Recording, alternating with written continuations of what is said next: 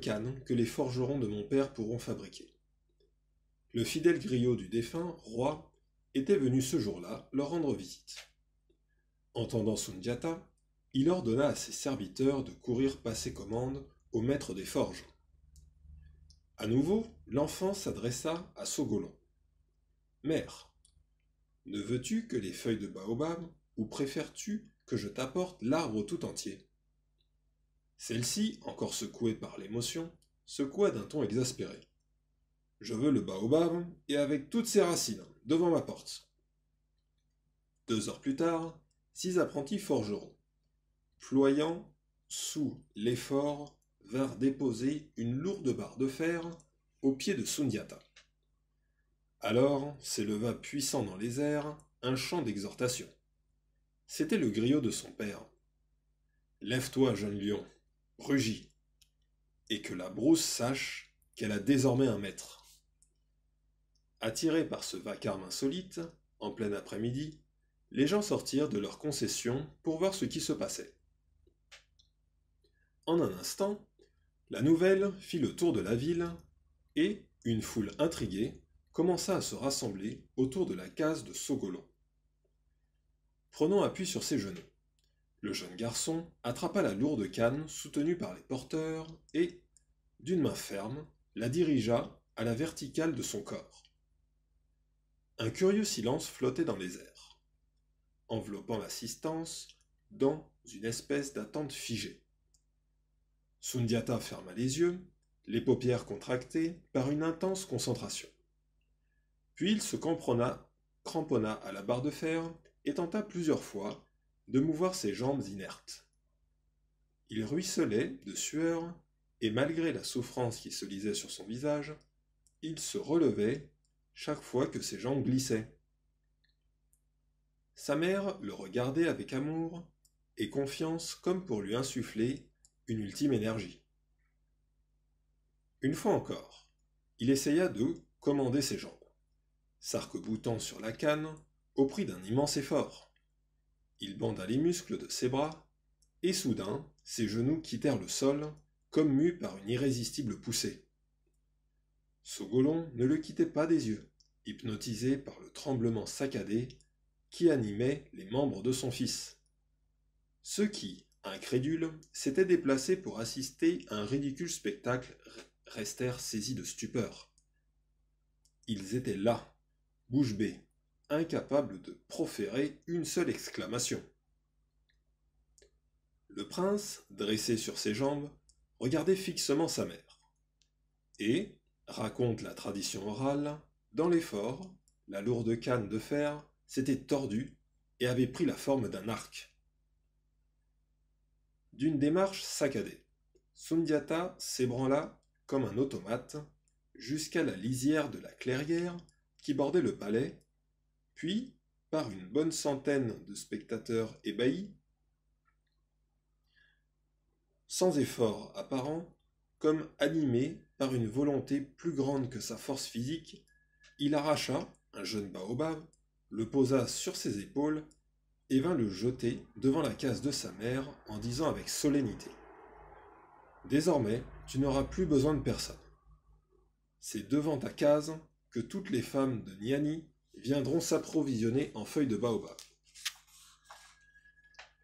Les chercheurs et traditionnistes modernes ont bien sûr essayé d'élucider cet extraordinaire dénouement. Un vrai miracle dont s'était immédiatement emparée la légende. Une hypothèse intéressante a ainsi été avancée, selon laquelle le jeune prince aurait pu être atteint d'une forme atténuée de poliomyélite dans sa petite enfance. Affaibli par son extrême dénuement et un manque de soins, il aurait eu du mal à faire usage de ses jambes.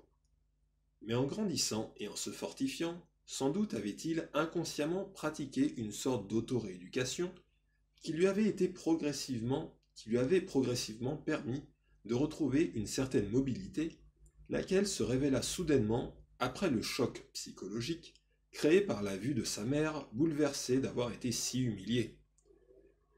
L'événement provoqua, en tout cas, un retournement de situation. Le prince, perclus, devint un véritable héros aux yeux de l'opinion, et le récit de son exploit fit le tour du pays.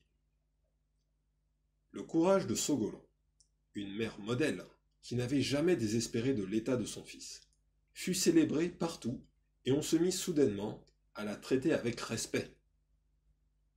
Quand Sundiata, désormais adoré pour avoir été méprisé, après avoir été méprisé, sa cour ne désemplissait pas.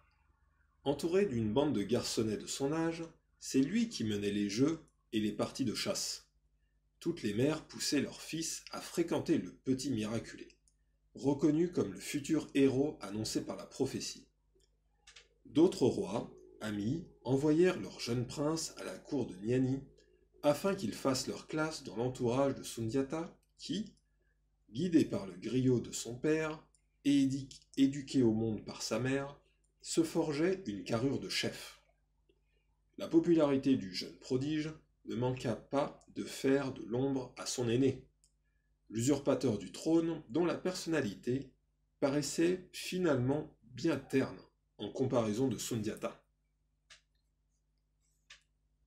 Et ça, la reine-mère, dont la méchanceté et la stupidité suffisance ne faisaient plus recette face au courant de sympathie qui se portait sur sa rivale, ne pouvait l'accepter. Elle fit venir les 9 pires féticheuses qu'on put trouver dans le pays et leur promit une forte récompense si elles parvenaient à trouver un poison suffisamment efficace pour se débarrasser de l'intrus. Sogolon, de son côté, connaissait bien la duplicité de la reine-mère. Elle n'ignorait pas que celle-ci cherchait à nuire à son fils, de crainte que ce dernier ne revendique son héritage. En mère prudente, elle décida donc de quitter clandestinement le royaume avec ses enfants. Mais, dit-elle à Sundiata, un jour tu reviendras au Mandingue, car c'est là que s'accomplira ta destinée. Au cours de leur longue fuite vers le nord, Sogolon fit preuve d'une remarquable persévérance. Ni l'âge ni l'épuisement n'ébranlèrent sa ferme volonté de mettre les siens à l'abri. Dès qu'ils arrivaient quelque part, il leur fallait déjà songer à reprendre la route après une brève halte, car aucun souverain ne voulait leur accorder l'asile pour ne pas se mettre à dos les autorités officielles du Mandingue. Tout au plus leur offrait-on quelques jours d'hospitalité, une nouvelle monture ou des vivres pour le trajet. Ils bénéficièrent ainsi de l'aide et de la compassion de nombreux marchands, dont ils purent suivre les caravanes sur certains tronçons. Enfin, après un long et pénible voyage qui dura 7 ans, ils furent accueillis dans la région de Ségou par le roi soninké de Néma, Moussa Tunkara. Celui-ci, n'ayant pas eu d'enfant, se prit d'affection pour le jeune Sundiata, qu'il trouvait particulièrement téméraire, et, touché par son histoire, décida de prendre la famille sous sa protection.